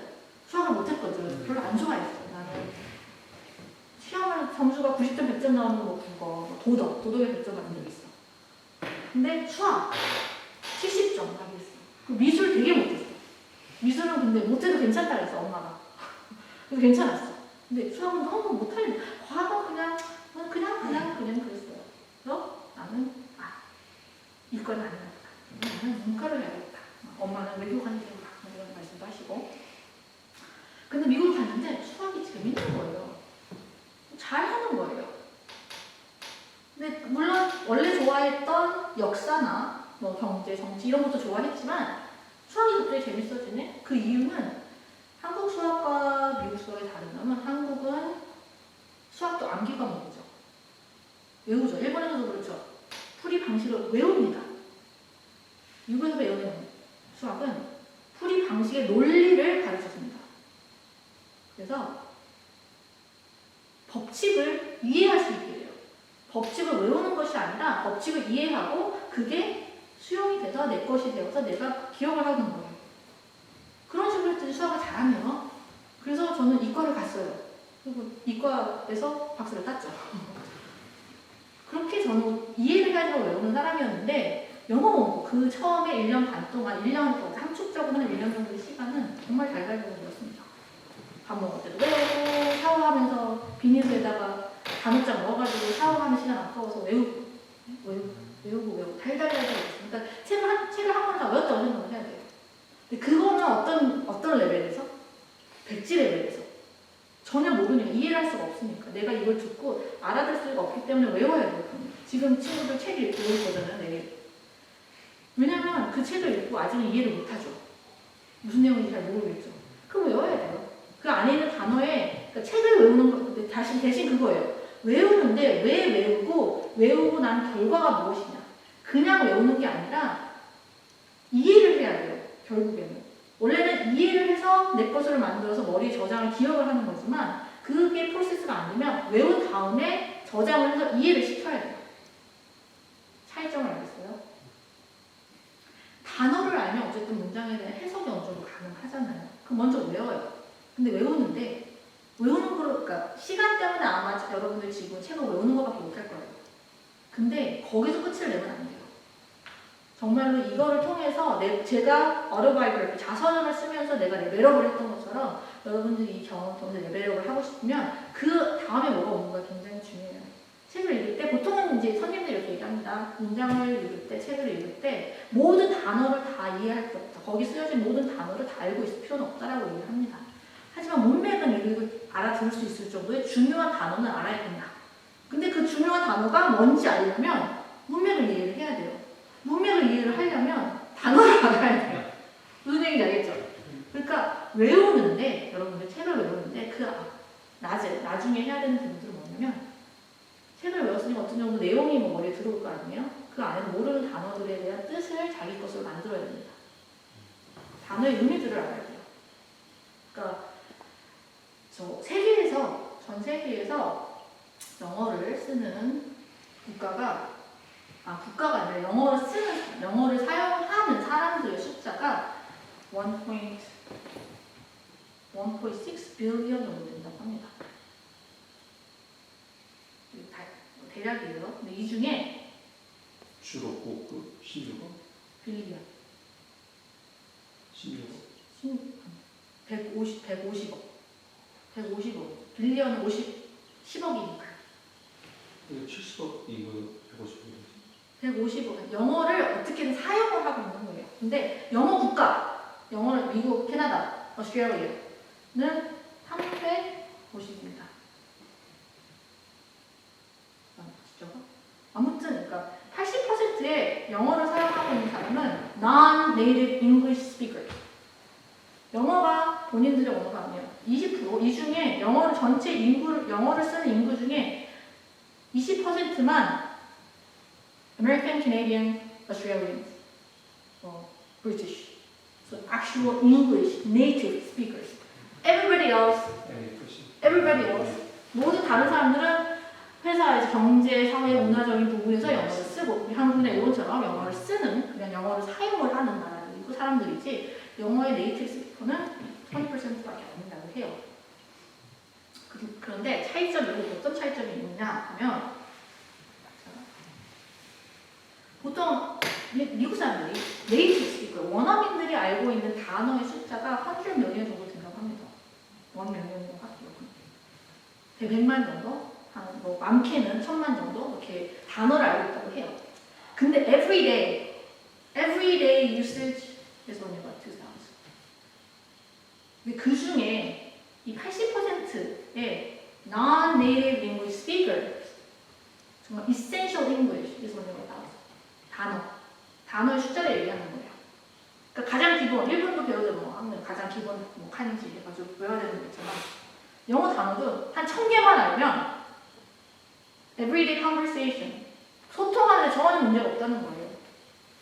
그런데 우리가 배우는 많은 교육들, 영어 교육들은 네이티브 스피커에 베이스를 하죠. 이미 100배, 1000배가 되는 단어 수를 알고 있는 사람들하고 비교를 했을 때는 당연히 우리는 모를 수밖에 없죠. 그렇죠? 이 단어가, 그러니까 언어라는 것은 굉장히 신비로운 부분들이 있어요. 그러니까 내가 단어를 공부를 해서 이만큼의 단어를 알았을 때 거기서 나아가는 부분에서 내가 원래 처음에 공부했던 것처럼 단어장을 외워서 배우는 게 아니라 영어는 그냥 어느 수준이 되면 거기에 그냥 알아가지는 게 생겨요. 그 이유가 우리가 영어 공부하는 것도 조금 다르게 되는 이유예요. 왜냐면 영어는 문법적인 언어가 아닙니다. 영어의 중심은 문법에 있지 않아요. 영어의 중심은 expression, 표현 방식이 있습니다. 왜냐면 문법, 예를 들면 이렇게 할게요. 자, what is an adjective? 형용사가 뭐죠? 문법적이죠. 형용사. adjective. adjective describes noun. noun을 꾸며주는, 명사를 꾸며주는 게 형용사죠. 그런데 자, happy Christmas, merry Christmas, joyful Christmas 이런 여러 가지 표현들이 있잖아요. 근데 영어에서는 항상 얘기하는 거죠. merry Christmas. 그렇죠? merry라는 거는 기쁘다, 좋다라는 의미잖아요. 근데 그 merry가 can you say 그러면은 뭐라고 해야 될까요? 좋은 거, happy holiday, merry holidays라고 하지 않습니다. happy holiday. 문법적으로는 형용사니까 명사를 같은 의미의 joyful한 형용사이기 때문에 명사를 꾸며줄 수 있지만 영어에서는 merry christmas라고 해요. 그리고 happy holidays라고 해요. happy christmas, merry holiday라고 잘 안 해요. 영어 대부분 여기 표현적인 게 굉장히 많아요. 표현을 많이 씁니다. 문법에는 영어에는 208개 정도의 문법 벽칙이 있다고 해요. 그런데 그 중에 이 80% 되는 사람들이 쓰는 문법은 한 10개 정도 되는 문법을 그렇게 사용하지 않는다고 합니다. 그렇기 때문에 문법 중요하지만 문법 중심으로 공부를 하면은 말은 할 수가 없게 돼요. 그리고 영어는 자, 여러분들이 영어에 중요한 거는 발음이라고 생각을 하죠. 근데 실은 미국 사람들 발음 중요하다고 생각 안 해요. 뭐가 더 중요합니다. emphasis, intonation. 강약을 어디다 주는 게 중요해요. 발음보다는 어디에 자 영어는 보통 이렇게 up and down 있죠. holiday, idea, creativity, spaghetti, rain, table, birthday, right? Wednesday, Monday 하면은 이상하죠? 여러분들 이상하죠? 뭐 한국 사람들이 일본 사람들이 어려운 거는 그게 보통 플랫하죠. 우리는 인토네이션이 별로 없잖아요. 근데 어디에 강약을 주는 게 발음보다는 덜 중요한 거예요. 액센트보다는 이 emphasis, 어디에 강약을 주는 거지. 그러니까 말을 하는 거에 도움이 되는 거는 내가 발음을 외우는. 왜냐하면 영어는 알파벳을 봤을 때 알 수가 없어요. 알파벳하고 알파벳의 쓰임과 하는 거하고 실질적으로 발음되는 게 연결이 잘 되지 않아요. 그래서 영어에서 미국에서 사람들이 말은 잘하잖아? 근데 못 읽는 사람, 글을 못 읽는 사람들이 많아요. 근데 이 80%의 우리처럼 80%에 속하는 사람들은 정말 잘 읽어요. 근데 말은 못해요. 왜냐하면 그 차이인 거예요. 외국인들은 문법 중심으로, 발음 중심으로 공부를 하는데 미국 사람들이 실질적으로 말을 하고 커뮤니케이션 하기 위해서는 커뮤니케이션 상대방이 날 알아들어야 되니까 문법과 발음이 아니라 표현과 이 emphasis, 강약 조절에 중점을 둬야 됩니다. 그러니까 학생들로서 공부의 학습에 중요한 거는 처음에는 기본기를 쌓아야 돼요. 그거는 외우는 수밖에 없어요. 단어를 많이 알고 있어요. 기본 1000단어, 2000단어 알아야 돼요. 근데 자 여기서 중요한 거는 무슨 단어를 공부하죠? 근데 여러분들은 공부도 해야 되고 말도 잘하고 커뮤니케이션 잘하고 싶잖아요. 그러면 첫째는 뭐 할 줄 알아야 되냐? 나에 대한 거, 내 주변에 대한 거, 나에 대한 거, 내 가족에 대한 거. 아까도 얘기했죠. 오토바이오그래피, 내 자서전을 씀으로써 저는 굉장히 발전을 했다고 얘기했어요. 나에 대한 거, 내 가족에 대한 거, 내 주변 상황에 대한 거. 나를 둘러싼 모든 것을 영어로 설명할 줄 알아야 돼요. 그건 연습을 하는 거예요, 여러분들이. 쓰든지 뭐 여러 가지 방법을 통해서 나에 대한 이야기, 나의 가족에 대한 이야기를 영어로, 그러니까 프레젠테이션 하듯 하는 게 아니라 자연스럽게 설명을 할 수 있는 거. 설명을 할 수 있는 거. 그리고 두 번째는 단어들. 내 주변에 눈에 보이는 것. 항상 내가 내 눈에 보이는 것들 있죠. 전부 다 영어의 단어를 어떻게 얘기하는지 알고 있어야 돼요. 그렇죠? 그거는 어렵지 않을 거예요. 이미 많이 알고 있는 단어들이고. 그러면 그 다음에 세 번째는 표현들을 익혀야 돼요. 책을 봤을 때 대부분의 영어 같은 경우는 grammatical language가 아니고 idiomatic language라고 얘기를 해요. idiom. 그 표현들이에요. 이런 수거들. 그러니까 뭐 I ate hamburger for dinner last night. 문법적으로는 맞는 거잖아요. 근데 영어는 미국 사람들은 I ate dinner 안 해요. I had dinner. I had hamburger. I had a burger for dinner last night. I washed dishes for my mom. I helped wash dishes for my mom. 미국 사람들은 I helped my mom do the dishes. 라고 얘기를 해요. 영어적인 표현, 이런 표현들이 있어요. 네, 문법적으로 틀리지 않았기 때문에 얘기를 해도 되지만, 그래서 제가 가끔 교포 영어, 1.5세 영어 이런 거 있거든요. 교포 영어라고 많이 얘기해요. 그러니까 문법적, 유학생 영어 특히 굉장히 문법적인 영어입니다. 문법적으로 맞아요. 그런데 실질적으로 미국에서 사용하는 표현들하고는 조금 거리가 있는 것도 있어요. 그래서 첫째는 단어. 근데 시작 포인트는 내 주변에 있는 익숙한 것들. 멀리 있는 거 필요 없어요. 처음에는 익숙한 것들. 커뮤니케이션을 도와주기 위해서는 익숙한 것들.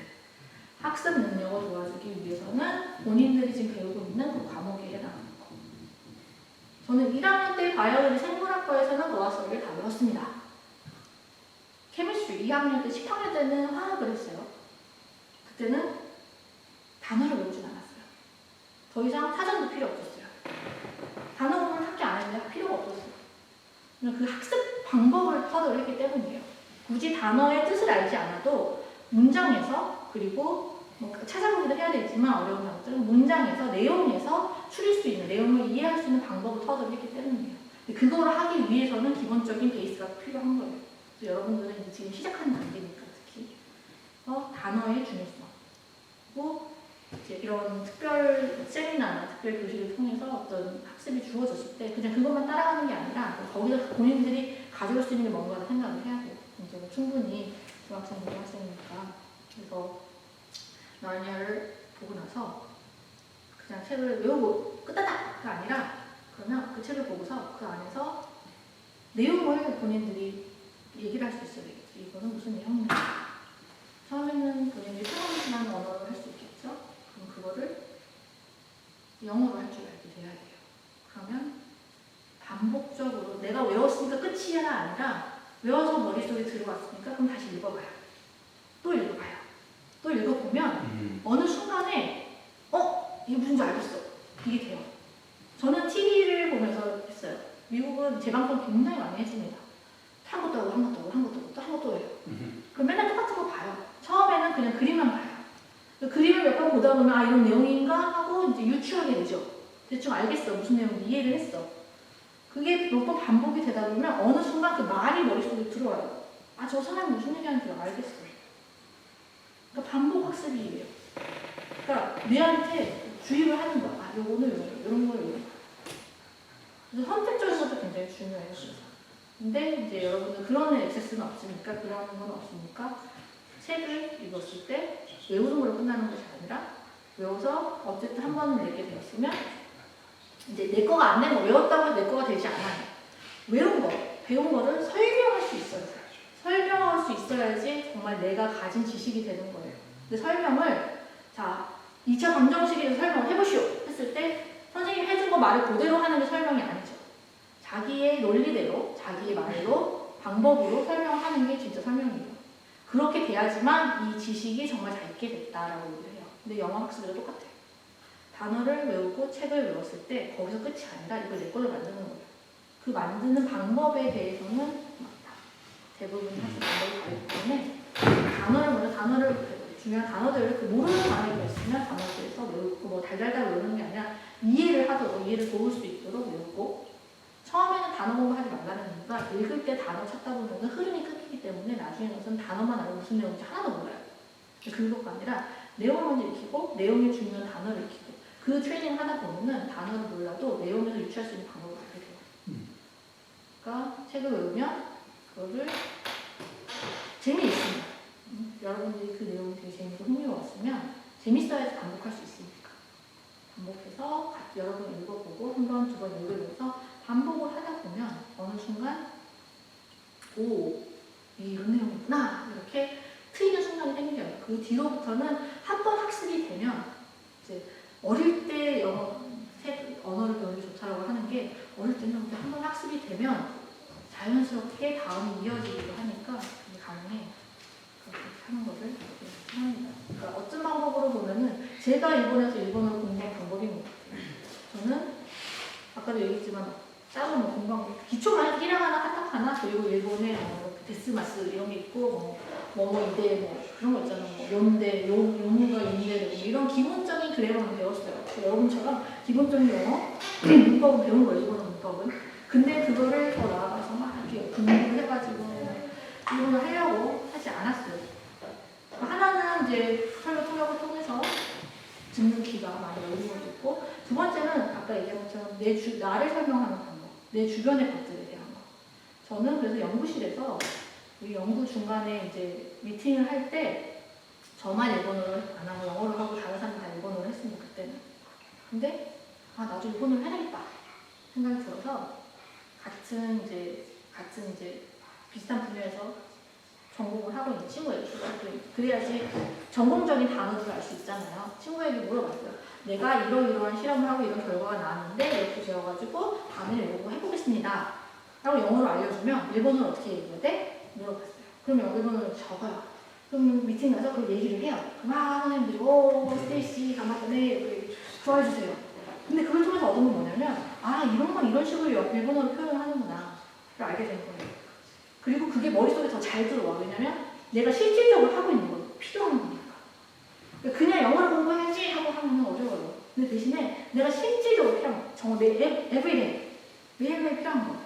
그래서 생각하면 돼. 준하가 이제 와서 카도 삼촌을 만났어.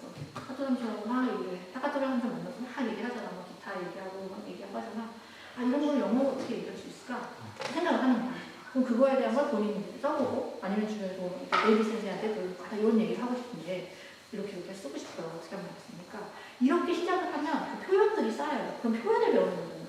그 표현들이 쌓여서 저는 또 문법이 부족하기 때문에 일본어를 단어를 조합을 해서 문법으로 만드는 거 굉장히 힘들어요. 근데 이런 말을 이렇게 표현해야 돼. 이런 말을 이렇게 표현해야 돼. 그때 배운 것들 아직도 써먹고 있는 거예요. 정말 제가 제일 일본어를 들어도 학교에서 하는 게 똑같은 표현을 계속 반복이면서 똑같은 말만 해요, 저는. 근데 커뮤니케이션은 아무 문제 없습니다. 스테이시, 일본어 초시간에 이거 어떻게 일본어 공부를 열심히 잘했지? 이런 얘기 들어요. 저는 아닌데 내가 쓰는 거 진짜 아까 얘기했죠. 그래머가 룰이 208개가 있는데 그중에 여기밖에 안 쓴대요. 그리고 보통 하루에 미국에서 미국 사람들이 쓰는 단어들, 그러니까 노출되는 단어가 5만 개 정도가 되는데요, 매일매일. 노출되는 단어가. 근데 실질적으로 쓰이는 단어는 한 1000개 정도밖에 안 되는 거예요. 저도 그러니까 나는 제피니스에서 non-native Japanese speaker로서 제가 하고 있는 게 바로 그거예요. 그럼 여러분도 미국에서 살고 미국 가는 게 아니기 때문에 지금 미국에 있는 게 아니기 때문에 그렇게 시작을 하시면 될 것 같습니다. 자, 이건 그래서 중요한 거 매일매일 노출. 그리고 가장 가까운 거, familiarity, 익숙한 거, 쉬운 거, 뭔가를 내가 새로운 거를 안 그래도 공부가 어려운데 그것도 영어를 해야 돼부터가 아니라 그건 학습적인 걸로 학교에서 공부하듯이 외우고 풀고 하는 걸 배우는 거고 실질적인 영어에 대한 언어로서의 이제 가능한 것들은 익숙한 데서 시작합니다. 나중에 여러분들이 나중에 고등학교 때 진학할 때부터 미국 대학을 가고 싶나 하면은 또 방법이 많이 달라져요. 그때 필요하면 그때 또 이런 시간을 가질 수 있으면 좋겠습니다. 질문.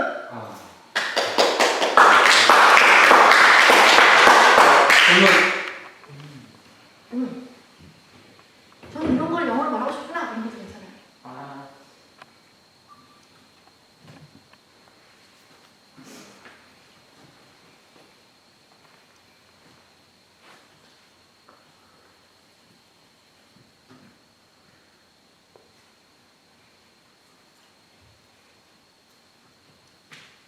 영어를 그냥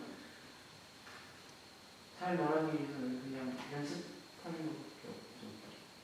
그쵸 이제 그건 이제 말하는 거. 그러니까 쓰고 듣는 거에 대한 거는 반복적인 노출이나 그러니까 쓰고 읽는 거는 반복적으로 하는 거예요. 근데 말하는 건 어떻게 되냐?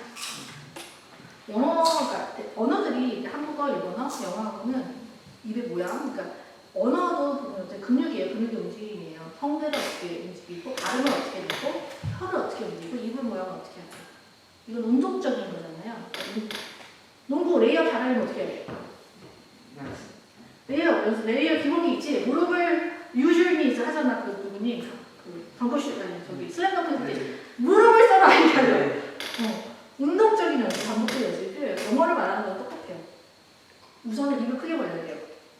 입을 크게 벌려야 돼요. 그러니까, 입을 크게 벌리고 입을 많이 움직이는 거를 두려워하면 안 돼요. 일본어에 비하면 정말 어떻게 보면 반대예요. 왜냐하면 발음이 아까도 얘기했지만 그러니까 read, 그래서 live, leave 뜻이 달라져요. 그런 걸 할 때는 입을 많이 움직여야지 할 수 있어요. 훨씬 더 일본어보다 연기하듯이 해야 될까? 그러니까 액션을 크게 그리고 하나는 표현을 배우는 언어를 그러니까 영어는 언어라기보다 사운드로 하면 돼. 그러니까 준하이랑 같은 경우는 음악하는 걸 좋아하니까 그 지호 같은 경우도 방법을 찾는 거야. 그러니까 소리로 익히는 거예요. 그거를 무슨 이렇게 하는 게 아니라 그러니까 이제 말을 하는 데 도움이 어떻게 도움이 된다라고 얘기하는 것이 뭐냐면 나하고 비슷한 목소리 톤, 같은 성별의 목소리 톤을 가진 사람이 하는 영어를 많이 들어봐라라고 하는 거예요. 그 소리를 익히는 거예요. 그 소리를 따라하는 걸 직접 하는 거예요. 그래서 많이 듣고 말을 해봐야 돼. 말을 해야 돼. 무조건 연습해야 돼. 그리고 제일 중요한 거는 틀려도 괜찮으니까 해야 돼, 그냥. 그러니까 여러분들 잘 하고 있어요, 지금. 그냥 지우도 괜찮아. 단어. 이모도 처음에 일본어 할 때 단어 얘기했어. 단어 얘기하면은 선생님들이 알아서 그냥 알아들으셨어. 아, 스테이시 이거 하고 싶구나. 뭐 오케이, 좀 하자. 근데 그걸 안 하면 여태까지 우리 연구실의 외국인 선생님들 일본어 안 하시고 못 하시는 분, 안 하려고 하시는 분들 많아요. 못 하시는 분보다는. 근데 그게 두렵다기보다는 그냥 필요하다고 안 느끼는 건데 저는 그냥 개인적인 욕심도 있었던 거죠. 그냥 나는 하고 싶어. 그리고 일본에서 막 이렇게 오래 살다가 갔는데 일본 하나도 못하면 얼마나 창피해. 일본에서 오래 살았어요? 이걸 잘하시군요? 그러면 아니요, 하나도 못해요. 너무 창피하잖아요. 그래서 나는 다른 두려움과 부끄러움 때문에 모티베이션이 생겼어요. 그리고 하나님이 또 이렇게 귀하게 사용해 주셔서 통역을 하는 것도 그래서 어떻게 이렇게 잘하나? 일본 어떻게 이렇게 잘해? 공부해? 그러면 저는 얘기한다. 교회에서 통역을 합니다. 그래서 그랬더니 많은 도움을 받고 있습니다. 일본어를 영어 통하니까 많이 하고 있습니다. 대단하시네요. 말하시는데 그렇게 해서 그러니까 연습이 반복적인 연습. 네. 또 질문 있어요?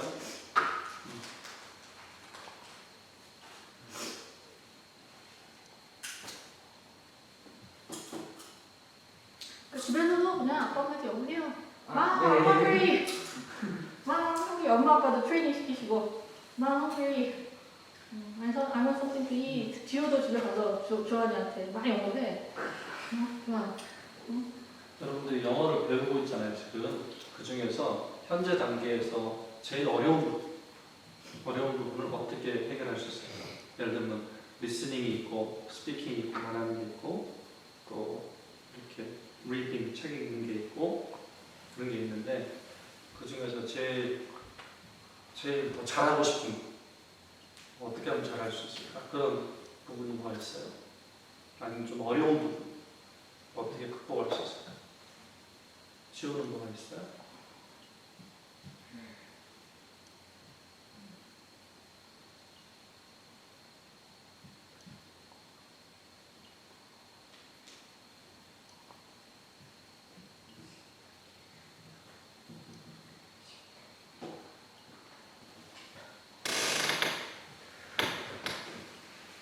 스테이시 선생님은 한국에 있다가 중학교 1학년 때 미국을 갔어. 한국어만 하다가 영어를 처음 배운 거예요. 그리고 여러분들은 일본에서 주로 일본어로 공부하다가 지금 중학교 1학년 때 영어를 배우기 시작하는 거예요. 그래서 사실은 비슷한 나이대에 완전히 다른 언어를 배우는 거거든. 그러니까 스테이시 선생님은 그 감각을 알아요. 왜냐면 한국어랑 영어는 되게 비슷하거든요. 그런 아시아 언어에서 완전히 멀리 있는 그 영어라는 것을 배울 때 굉장히 스트러글도 많이 하고 노력도 많이 하고 그래서 그 언어의 시스템을 바꾸는 거 키리카야 하는 거 그거를 직접 경험을 해보거든요. 그래서 목사님이 이렇게 스테이시 센터를 이번에 사실 부탁을 한 거예요. 여러분하고 비슷해. 계속 일본 환경 속에 살다가 갑자기 영어를 해야 되는 공부를 그런 환경은 되게 비슷한 거예요. 오프나 오프, 폴이나 그런 걸 때 좀 그 친하게를 하는 그런 말에 좀 잘 이해가 맞아요. 전치사. 왜냐면 프로포지션, 전치사는 일본어에도 없고 한국어에도 없어요. 그것부터 하나 저는 그럼 미국에 어떻게 공부했을까요? 문제적으로 풀었을까요? 문법을 공부했을까요? 공부하지 않았습니다. 문법 공부 안 했어요. 근데 지금 여러분 지금 쓰고 있는 텍스트도 문법 중심 아니죠? 문법을 가르쳐주지 않아요. 왜 그러냐면 표현이지 진짜. 문법을 알면 안다고 쓸 수 있지가 않아요. 근데 그거를 미국 사람들 가서 물어봐. 그러면 to하고 from하고 in, out 이거 어떻게 써요? 설명해 주세요. 설명해 줄 시간 많지 않아요. 영어 선생님이지 않고는 ESL 선생님이지 않고는 영어 선생님이지 않고는 설명해 줄 사람이 없어요. 뭐 어떻게 외워야 되냐? 그 쓰여지는 표현들이 있죠. of는 언제 쓰여져요? of를 외우는 게 아니에요. of가 앞에와 뒤에가 무엇이 왔던가 그거를 공부하는 거예요. turn off the light, turn on the light 이거는 쉽죠. 그 from, for 그럼 예를 들면은 I'm taking the bus, I'm going on the bus, is on the bus, in the bus, on a plane, in the train, in the subway. What's the difference? 뭐가 차이가 날까? 타는 건 똑같지. 자동차, 버스, 택시, 비행기, 기차 뭐가 달라? 자리 맞아. On the plane, I'm going on the bus, I'm going on the plane. 그죠? 그거는 그냥 타는 거죠. 타죠. 그러면 in the train, 그죠? in the train, train은 뭐예요? 걸어서 들어가서 앉죠. 그 조금 달라요. 그 타는 방법에 따라서. 그러니까 이런 것도 이런 법칙도 물론 있는데 모든 것이 다 그게 적용이 되지 않아. 그렇기 때문에 그냥 이런 거야. I'm going on a plane, on the bus. I'm going in the train. train 때는 in을 쓰는구나. 이런 식으로 그거를 그냥 어는 무슨 뜻이고 off가 어는 위에다 킨다 두 가지 말이 되죠. 그죠? 뭐 under is under, is below, it's above, over 이거를 그렇게 외우는 게 아니라 언제 over가 쓰여고 앞에 뭐가 오고 뒤에 뭐가 오는지 동사랑 붙여서 그걸 문장으로 공부를 하는 거야. 문장으로 외우는 거야. 그렇게 하면 처음에는 얘기해서 외우는 것밖에 없으니까. 근데 그렇게 하나 둘씩 쌓아다가 가면은 그게 내 안에서 쌓여서 이 경우에 이렇게 쓰는구나를 알게 되니까 그 의미를 터득을 하게 돼요. 이해를 하게 돼요. 그러면은 쓰는 게 어렵지 않게 돼요. 그러니까 가장 중요한 건 여러분이 단어도 중요해요. 물론 단어를 외우는 게 굉장히 중요한데 이 책을 많이 읽고 많이 듣고 하면서 이 경우에는 이렇게 문장을 쓰는구나. 내가 일본어를 공부했던 것처럼. 이럴 때는 이런 표현을 쓰는구나. 앉아서 단어를 공부하고 문법 공부할 시간이 없어. 여러분들도 앉아서 지금 공부 따라가야 되니까 앉아서 문법 공부 단어 공부할 시간 없어요. 그렇죠? 근데 지금 표현하는 학습 그 안에서 뽑아내는 거예요. 배울 수 있는 부분들을. 그래서 문장으로 외우고 표현을 외우는 거예요. 동의됐어요? 이해하셨어요? 동사랑 붙여가지고 배우는 거죠. 그래서 뒤에부터 동사, 명사가 따라오는 거를 그러니까 그 문장으로 표현으로. 그래서 그냥 이거다보다 이럴 때는 이렇게 얘기하는구나. 이럴 때는 이렇게 이런 게 그런 게 많이 쌓이면은 이게 감각이 생겨. 그냥 막 외우지 않아도 감각이 생겨. 그게 사실 실제 영어를 배우는 거죠. 또 질문 있어요?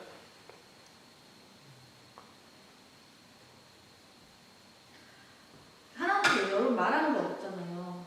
말하는 게 없는데 머릿속에서 그거예요. 내가 한국말로 일본어로 이렇게 얘기했으니까 영어로 이렇게 바꿔야지 하고 하면 안 돼요. 그건 연습을 하는 거예요. 이것도 연습이야. 아니라 영어로 어떻게 말하지? 그러니까 처음부터 영어로 들어가야 돼요. 준하는 좀 그렇게 된다고 그러더라고요. 안에서 해석을 안 하고 일본어나 한국어를 안 하고 영어로 바로 이렇게 느껴진다고 그랬지. 그러니까 그거는 리스닝하는 이제 귀가 트이기 시작을 한 거예요. 근데 말을 하는 거는 연습을 안 하면 안 돼요. 맞아. 듣는 건 아무리 들어도 저도 그래요. 듣는 건 알았는데 말은 잘 못해요. 머릿속에서는 아 이렇게 얘기하는 거구나 하는데 막상 입으로 나오는 게 이 연결이 안 돼요. 머릿속에 분명히 알고 있거든. 내가 딱 떠올라 문장이. 말을 하고자 하면 막 이상한 얘기하고 있어. 그건 연습이 안 돼서 그래. 그러니까 얘기했던 것처럼 말이라는 게 우리가 생각할 때 말을 내가 생각하는 거를 표현한다라고 하지만 그게 한 부분인데 다른 언어에는 운동적인 근육의 운동적인 게 들어가요. 그러니까 내 입술이 혀가 이 말을 하는 이 언어에 쓰이는 방식으로 얘기하는 트레이닝 되어 있지 않으면 말할 수가 없어요. 크게 하는 게 저는 영어로 얘기할 때 한국말 할 때 일본어할 때 목소리가 조금씩 바뀝니다. 그 이유가 형태가 다르게 쓰여져서 그래요. 그리고 저는 한국말로 얘기하면 목이 빨리 쉬어요. 영어로 얘기하면 목이 쉬지 않아요. 이게 정말 근육적인 운동적인 부분에서 달라지는 것 같습니다. 그건 연습을 하셔야 돼요. 그게 시작이 됐으면 준하는 그럼 지금 말하는 연습을 많이 해야죠. 今回ね、だから今回私たちがキャスピアン文字、それを今このステイ先生が言ったことを私は研究してね、まず単語から覚えるんじゃない。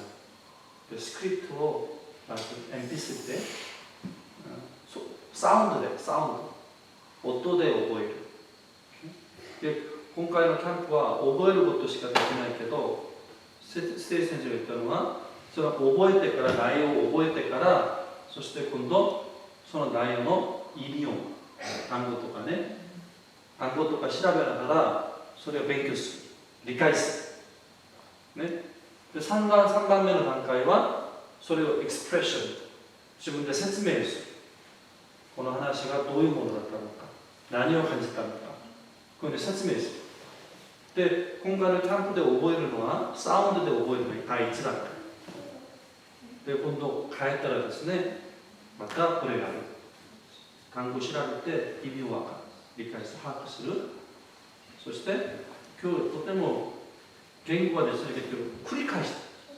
同じものを繰り返して意味を把握して単語を調べて内容を把握して最後は皆さんが発表する英語で短くね、まとめて自分のことを発表するエクスプレッション大事ですねで今回は、キャスピアの文字でみんなでやるけど本当はね皆さんが関心あるところでやった方が一番モチベーションが一番だから僕先生がね英語を勉強するときに僕先生たちの説教をたくさんする조용기先生とか조용기先生はねすごくコリアン・イングリッシュですねコリアン・イングリッシュだけど조용기先生が全世界に行って80年代にね70年代80年代にそういう先生がいなかった韓国にはでもう全世界アフリカブラジルとか行って英語でメッセージするいやすごいなと思ってねそれが発音も良くないけどすごくチャレンジになるモチベーションあるいはもういろんな先生たちの英語とかアメリカの先生たちの英語とかまた僕先生はバスケットが好き NBA バスケットだから NBA バスケットのニュースをたくさん見たコメントによって、ステパンカリとかマイケル・ジョーダンとかそういう話好きだからこれをたくさん自分が関心があるところは飽きないからそれですごく難しいけどアナウンサーたちがやってるのですごく難しいでも関心があるからずっと研究してるようになる YouTube とか見ると字幕もつくよ字幕つけてまた見たり、ね、だから今回キャスピアンの文字だけどステイ先生が言ってるのこれオートバイオグラフは自伝を書きなさいっていうのは一番人が関心があるのは自分だね自分が一番関心があるから自分のことを表現してみる英語であるいはジュナみたいな例えばですよ例えばジュナ音楽好きだからビートルズ好きだからねビートルズに対することを英語で調べてみるでもビートルズはノンクリスチャンだからビートルズ好きですよ。ビートルズのことをちょっと調べてみて、クリスチャン的にこれはどういう意味か、どういう問題があるかを自分で表現している。ね、みんなはバスケット好きでしょ、例えばステファン・カリが MVP になった時にスピーチが MVP。その中で神様を褒めたたえる。神様を栄光させる。そのスピーチをね、聞いてみる。関心があるから。ね。それに対してあなたが表現する。中央は何が関心が一番ありますか？関心がある分野。中央本が好きだね。科学の方が好きだね。そしたら、こういうのがあるんですよ。例えば、ペルとかね、ペルとか15分ぐらいの有名な科学者たちが来て、短くスピーチするところ、ね。そういうのを聞いてみて、関心がある分野を聞いてみて、ずっと関心があるとリピートができるから。何度も繰り返しても飽きないから。こういうのを聞いてみて、これをクリスチャン的に考えてみる。表現してみる。今度こういうのを、でも一番やっぱり関心があるのは自分だから。このように自分に対する話をして、家族に対する話をして、これ、モチベーションが大事ですね。面白いことやらないといけないね。私たちクロスミッションのクリスチャンだから、それをクリスチャン観点で分析する。難しいかもしれないけど、簡単でいい、簡単でいい。そういうのをやってみましょう。いいですか？今私たちは大体勉強してるから、ずっとボブ・ジョンス聞いてるので、リスニングはある程度できていく。リーディングもある程度できていく。問題は、リスニングとリーディングは、ある意味、リシーブする。これはこうなんですか？リシーブ。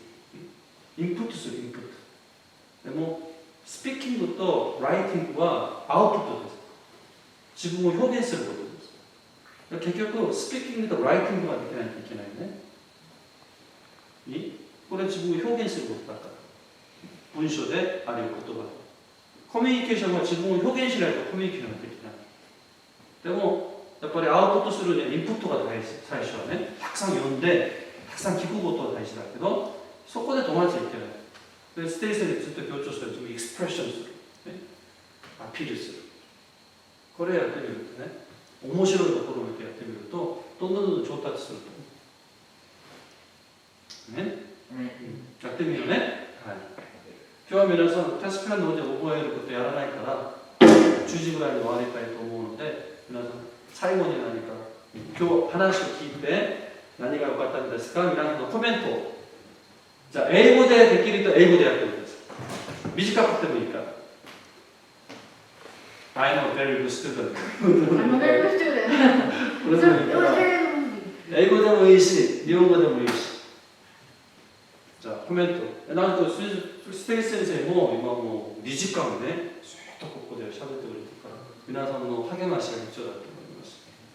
はい、コメントお願いします。何が良かったか、何を学んだか。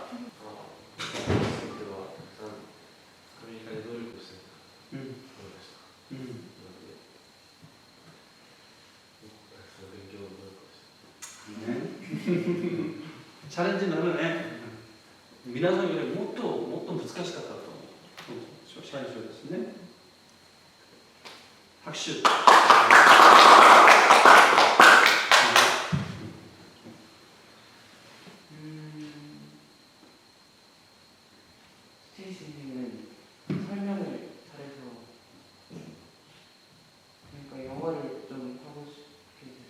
日本語で言ってもらえますか？みんなが聞ける。ステイシ先生は発表の説明とかを楽しく言ってくれるので、ちょっと英語をやりたいなって思う。ステイ先生、すごいね。とても面白い発表をしてくれたね。はい。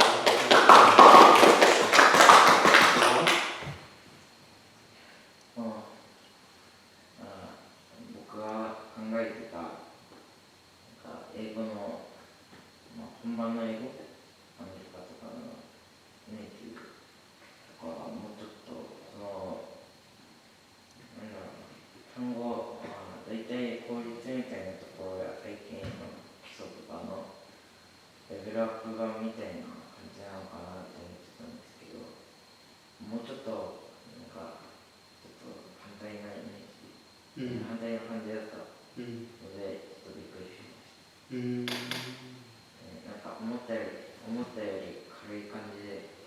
少し少し英語を覚えるのがイメージよりは簡単そうだな。 오, 야.